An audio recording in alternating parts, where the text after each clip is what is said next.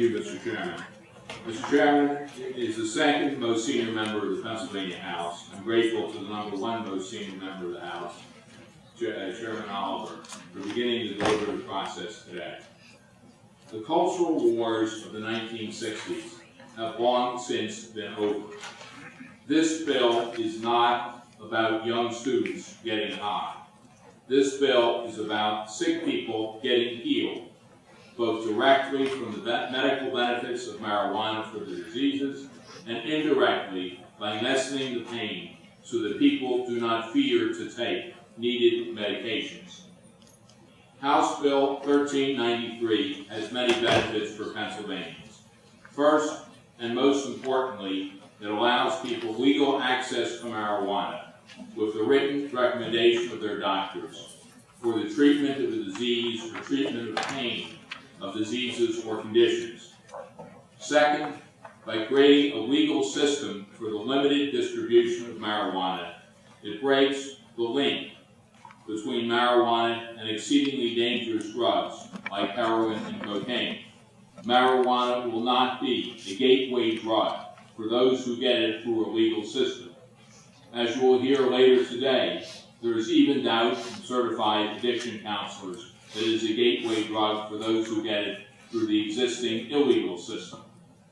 Third, by creating a legal system for the limited distribution of marijuana, it takes money out of the hands of organized crime and further weakens organized crime as a social force.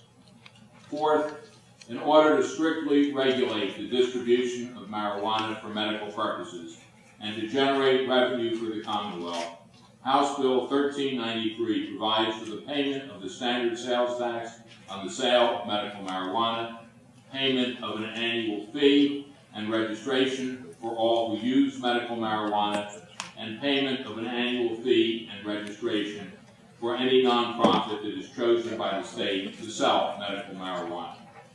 Revenues for the sale of medical marijuana are going to be somewhat limited by competition from the vast illegal medical marijuana market that now exists, but extrapolating from the revenues of other states, I feel $25 million a year in net revenues is a reasonable guesstimate. This bill does not say where the money goes. I would have no problem whatsoever with amending it so that all the net revenues go to addiction treatment. This plan to legalize medical marijuana in Pennsylvania is not the California plan. It is much, much stricter, both in terms of limiting eligibility and ensuring state collection of data and revenues. Attacking the California system in connection with this legislation is like attacking apples at a sale of oranges. California has nothing to do with this legislation or with the legislation in effect in 12 other states. This is a bill that the public understands and overwhelmingly supports. A 2006 poll of Pennsylvania voters weighted towards the Republican Party found 77% of the poll sample supported legalized medical marijuana. The poll was taken by Terry Madonna and his group at Franklin Marshall College. National scientific polls and local internet polls in Pennsylvania and around the country more recently put the figure of public support at over 80%, and a Philadelphia Metro internet poll hit 96% support. In a press conference today, I was praised for my courage in introducing this legislation. While I share any politician's love of being complimented, I do not think it takes an awful lot of courage to push legislation back by over 80% of the people. In the 8 months since I first started talking about this legislation, I have not gotten a complaint from a single constituent.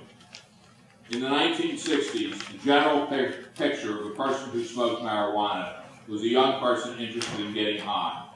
In the 21st century, people who will benefit from this legislation are sick people interested in getting well.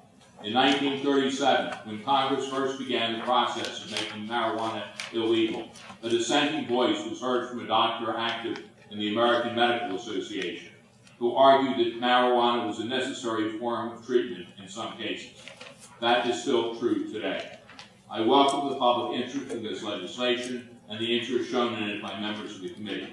I have little doubt that as the legislative process continues, more and more legislators and interest groups will understand why the public support is as great as it is. I would be glad to work with members of both parties in any necessary fine-tuning of this legislation. Thank you, Mr. Chairman. Thank you.